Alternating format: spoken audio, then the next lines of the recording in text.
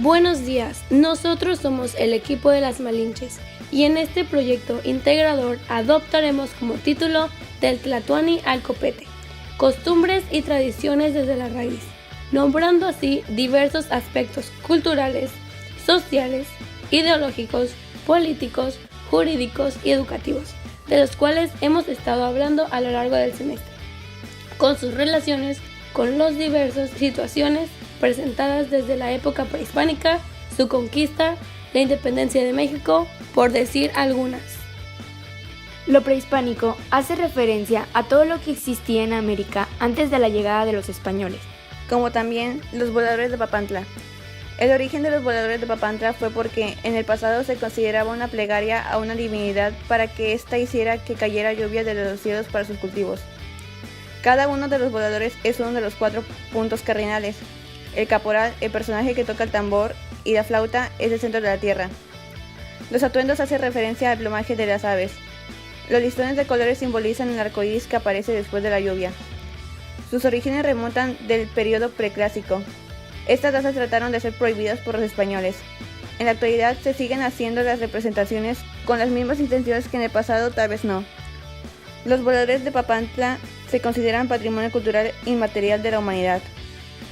Como segundo aspecto están las costumbres educativas, que marcan a la educación como el aprendizaje de la danza y el canto azteca. Hoy en día tú puedes tomar clases de arte, cultura, danza, canto, aparte de tu educación. A la educación surge la idea de la necesidad de educar a tribus a fines de que estos adquieran los usos y destrezas. De aquí empiezan a nacer las instituciones con el fin de educar al pueblo sedentario. Las costumbres sociales son el aspecto que se refiere a ámbitos, costumbres, reglas, ideologías que surgen en contextos sociales y estos crean costumbres y comportamientos tanto sociales como individuales. Las costumbres se transmiten de generación en generación. México es un país rico en cultura. A lo largo de nuestra vida suponemos que somos una cultura única. Lo que realmente nosotros no sabemos es que socialmente hablando hemos adquirido demasiadas cosas de diversas culturas antiguas, como por ejemplo el culto a los muertos, ya que esta celebración se originó en México desde antes de la llegada de los españoles. Una de las cosas que hacían en el pasado al realizar esta celebración era conservar los cráneos, ya que eran un trofeo y estos simbolizaban la muerte y el renacimiento en sí. Las festividades eran presididas por la diosa conocida como la Dama de la Muerte. Una cosa interesante que tiene esta costumbre es que en el pasado, y tal vez aún en la actualidad, las personas creían que las personas muertas no iban a un cielo o a un infierno, sino que pensaban que dependía de la muerte de la persona. Por ejemplo, si una persona moría ahogada, el destino de su alma llegaría al paraíso de Tlaloc, el dios de la lluvia. En la actualidad se sigue realizando esta costumbre, aunque no la conocemos con el mismo nombre. Independientemente de que sea lo mismo, nosotros la conocemos como Día de Muertos. En esta conmemoramos a familiares y a niños fallecidos y se celebra los primeros días de noviembre. Otro aspecto social, mejor conocido como el Día de la Virgen de Guadalupe, los mexicanos sienten verdadera devoción por la Virgen de Guadalupe. Este fervor procede de épocas prehispánicas, donde se adoraban a deidades relacionadas con la naturaleza. Así, la Virgen de Guadalupe actualmente representaría el amor que los mexicanos sienten en la antigüedad por la Madre Tierra. En la actualidad, se han perdido muchas costumbres mexicanas, ya que han venido o se han ido influenciando por diferentes ideas, religiones, etc. A lo largo de nuestra vida nos enseñan la historia de cómo nuestro continente americano fue descubierto por un simple incidente, pero en el momento que llegaron a territorio mesoamericano, comenzó una gran riña entre pueblos y españoles. Dado en una comunidad y considerado por ella como jurídicamente obligatoria. Al terminar la conquista en 1521, de inmediato los conquistadores trataron de implementar el derecho español a los pueblos ya conquistados. Los indios son libres y deben ser tratados como tales. Tienen obligación de trabajar sin que ello estorbe a su educación en la fe y de modo que sea de provecho para ellos y para la república. El trabajo debe ser conforme a su constitución y ha de ir acompañado de sus horas de distracción y de descanso. Han de tener casas y haciendas propias y deben tener tiempo para dedicarse a su cultivo y mantenimiento. Han de tener contacto y comunicación con los cristianos y deben de recibir un salario justo por su trabajo.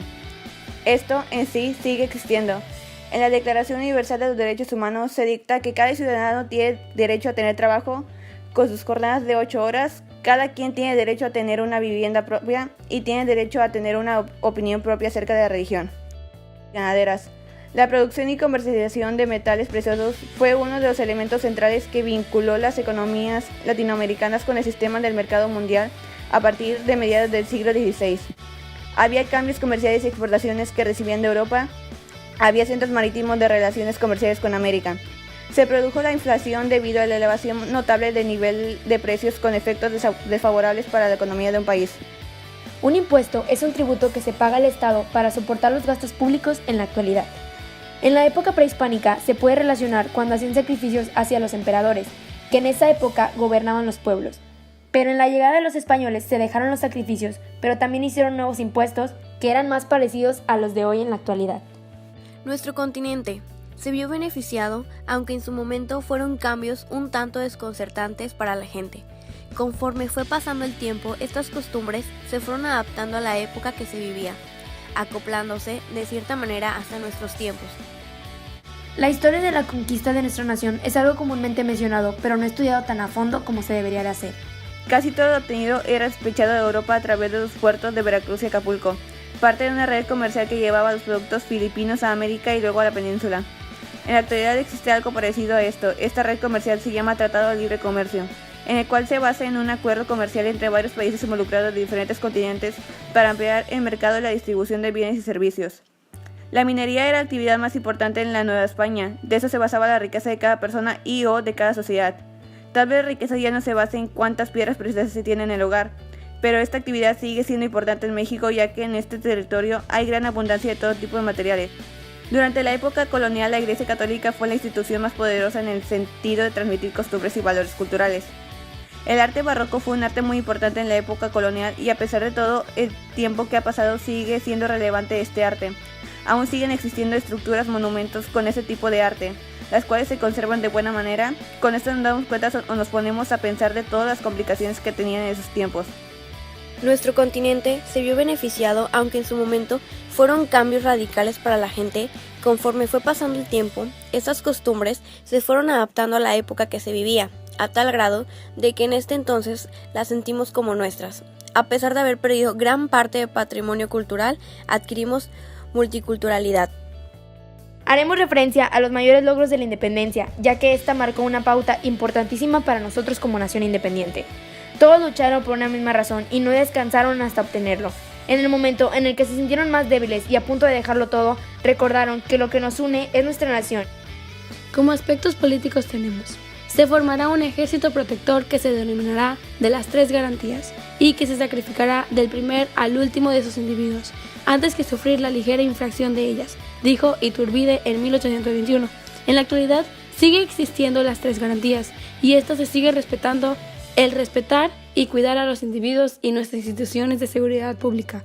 El ejército luchará defendiendo los intereses de la nación, como a sus ciudadanos y sus instituciones. Como principales aspectos ideológicos durante el proceso de independencia se encuentra la influencia ideológica del liberalismo. Cuando España fue invadida por Napoleón Bonaparte, esto ocasionó una inestabilidad en el país. La influencia de la Ilustración también fue primordial, ya que la Ilustración es un movimiento filosófico europeo. Sus ideas influyeron en la vida política, social y económica de las naciones de Europa y América. Las ideas de la Ilustración cuestionaban la desigualdad social, la monarquía absoluta y el origen divino de los reyes y la autoridad de la Iglesia. Puedo mencionar que es un hecho que marcó el destino de nuestra nación y fueron los cimientos para conseguir una nación libre, soberana e independiente.